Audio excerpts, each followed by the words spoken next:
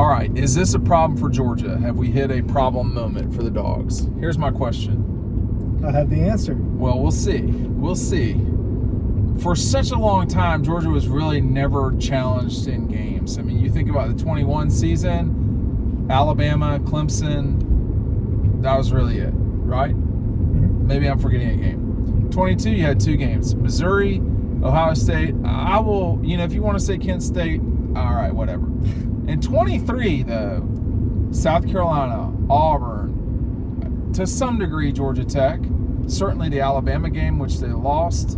I think I'm forgetting the Missouri game. Fewer and fewer of their games have been complete blowouts like they have been in the past. And when you start looking at the trajectory of things, does that mean there's a problem?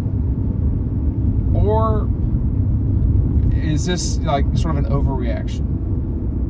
Oh, I'm going to go overreaction. Okay, I'm going to go overreaction. Okay, why? Because seasons like the 2021 season don't happen all the time. And even though they had a better record in 2022, they're undefeated, dominated, a few more games in a bigger way. That 2021 defense was so dominant and so uncommon, and the offense was no slouch. It was almost at 40 points per game that year still.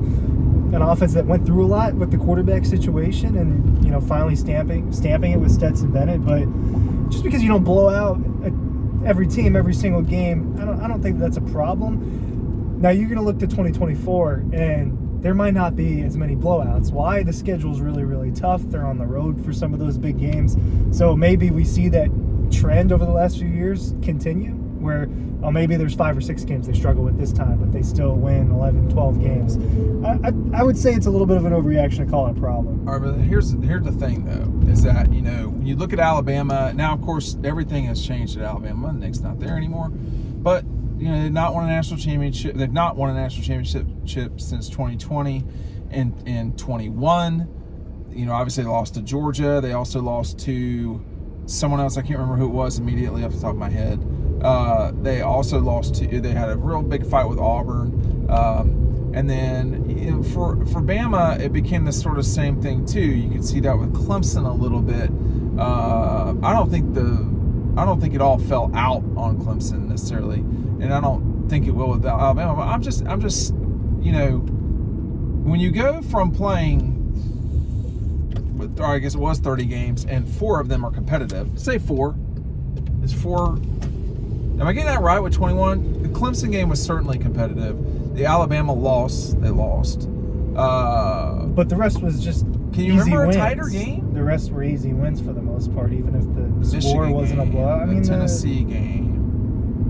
Being competitive in the first those quarter. Those were not competitive I'm games talking about overall. third quarter, we don't know who's going to win the game. No. With South Carolina, I have to say probably by the end of the third quarter, we knew who was going to win it in 2023. But you didn't with Missouri. Probably Georgia was going to win that game. It felt like it. I think they had a 9-point lead.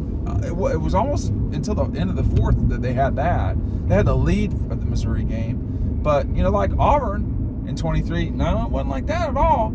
And then, obviously, they lost to Alabama. Georgia Tech, that was never really, that was kind of a weird 8-point win. Wouldn't you say that was one of their stranger 8-point wins? Yeah, they don't have a lot of 8-point wins. It was strange. That was one of the worst games they played all year. Really, it was just sloppy. Georgia Tech played pretty well, comparatively speaking. But I don't think you got to boat race every team to look like a championship team. Michigan killed a lot of teams last year, but they didn't. But they also looked bad at times too. Yeah. I think the Illinois game was like, wait a second here. I think it was Illinois, and there was a couple of other games with Michigan where you were like, this doesn't look great. You could even go back to like a 2019 LSU, dominated a lot of those games, but week 2 or 3 they didn't dominate Texas, and Texas wasn't amazing that year. Right. There was another game where they saved Alabama. themselves. It wasn't the Alabama game. That was a blowout that was covered up by a 6-point loss. That's fine. But there was another game with LSU. It might have been in 19. I think it was Auburn, where they had to really fight. Or there was a game in 19 where they had to really fight. It was not the playoff games. They smoked Oklahoma, and then they smoked Clemson. And I think they solidly beat Georgia. I wouldn't say they smoked Georgia the way they smoked those other 2 teams. But it was we know who the best team is. and it was LSU, no question. But I don't have there's no doubt. Like, so Missouri was really good, I think, this past season. Ole Miss was good. Georgia blew them out. Kentucky, so the Kentucky game was a complete blowout. Georgia ended the season with 3 wins over top 10 teams by double digits. Well, the Mizzou game was not double digits, by 9 points or more. Like, no one had more top 10 wins than Georgia, I don't think. Michigan had the same amount, which was 3. My math is right on that, right? Ole Miss, Florida State, and I was trying to think Missouri. who the third one for Michigan was. I guess the bowl game. Both of the playoffs, and then Ohio State. But Ohio State wasn't top 10, or were they? Yes. I think Top they 10. were narrowly. They were top 10. Yeah. I don't think they ever fell out of the top 10. Well, but at the end of the year, I don't think they were. I'm talking about the end of the year poll. Oh, okay. LSU was 11 or 10, I can't recall, but like Michigan, like Penn State was not. I don't know if Ohio State was. I mean, They might not have been because Missouri beat them. Penn State shouldn't have been because Ole Miss beat the crap out of them. But they weren't. I mean, I think when you look at this year, expecting them to dominate the way that they did in 21 and 22 is unfair. I do think they can. I just don't think they will the entire season. I mean, their most likely loss seems to me like at Texas, as it sits today. At Texas, at Bama, I don't look at them very differently. At Ole Miss, I look at it differently. Texas had the difference to me is Texas has its staff back. You know, it's different. Whereas you're replacing the greatest coach of college football history. It's different. That part's different. And especially, it will especially be different in those big games. Ask Ray Perkins about that. I mean, replacing the Bear is not a lot of fun. Yeah, it will especially be probably noticeable in those big games and big moments that Kalen DeBoer's been in those big moments, but not as many as obviously even a Kirby Smart or Nick Saban or somebody like that. Kalen DeBoer's had a lot of. I mean, the wins over Oregon were huge games. And then obviously the win over Texas, that was a huge game too. It's not like the guy's been without him. He's only lost, I think, he's got fewer losses than Kirby. Now, he's not been at this level the whole time. But so you don't see him back to the original question, you don't seem perturbed or concerned or anything about that for Georgia. We knew that the 2023 team wasn't as good as, you know what I mean? So I don't think that was a shocking factor. You could see immediately that and now there was the question, hey, is this Carson Beck getting his feet wet? Is this Mike Bobo getting his feet wet? And that was part of it. And I think if the version of them in October redid that September schedule, I think there would be bigger blowouts. But I just think the 2023 team wasn't quite as good as the two teams that preceded it. Weren't. They were still very good. They were still a championship caliber team. We were talking about a team that was 3 points away from the college football playoff. I know. So I mean, like the strange thing is that college football regressed a little bit this past season. Wouldn't you make the argument? In 23, I mean, was 22? Well, yeah, the talent pool did not seem as good, and because it was so good for 15 years. You had Stetson Bennett and Bryce Young and C.J. Stroud as your quarterbacks at the top. Caleb Williams up there. Oh yeah, Caleb Williams. Who were the top quarterbacks this past season? Caleb Williams, who hardly played. Jaden Daniels. Jaden Daniels was good.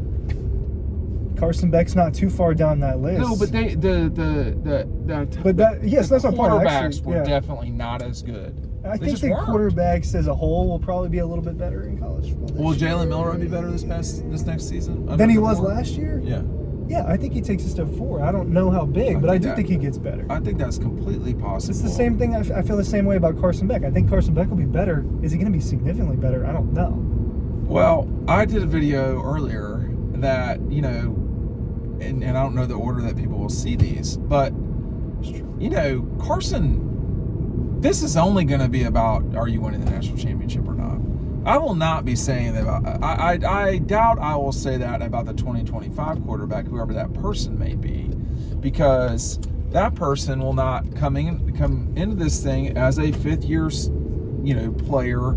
I don't know if he's actually technically a senior or not, but that's neither here nor there. Yeah, because of COVID and the red shirt. Yeah, I mean, like, I know, I understand the COVID rule. I'm just saying it's hard to sometimes do the arithmetic. on that. Academically, dude's a senior. For sure. Dude's a I mean, senior. I hope so. Dude's, you should have a degree. He's got a degree. You should I'm have pretty sure. So I don't recall that on his lapel or whatever it was last year. I don't think that was on his thing. but that was, I think he had a whole semester after that though. Right. So He should have finished this past. He should have. Yeah. We think 2000, 2001, Bad 20, reporting on 21, us, bad 22, reporting on us. 23. So possibly 23 would have been when he graduated in the spring, though. But anyway, that didn't happen. I don't recall. Maybe I'm wrong. And as a photographer, I notice these things. But he will certainly, you're coming into this 5th year and all this stuff. I mean, I just think there's going to be a lot of expectation on Carson, which is understandable. I mean, if you don't want expectations and you don't want people like me and Ryan talking about you, then you go play at Coker or North Georgia or someplace like that. I don't think there's anything wrong with that, but you not at all find it to be concerning. I don't find the particular trend that you're talking about to be a concern. Because in 19 they fought they had to fight the whole year. They were not able to beat people up. I mean, well, they had to skin of their teeth past Auburn. They had to Notre Dame, but then they blew Tennessee completely out of the water. They had to fight for their life against A&M. That was a weird game. That was a weird game. That's what happens when you don't. When Jake Fromm gets worse. Jake definitely got worse, which is concerning. But that should not be a problem moving forward. Anyway, tell us what you think down below. Thanks for watching.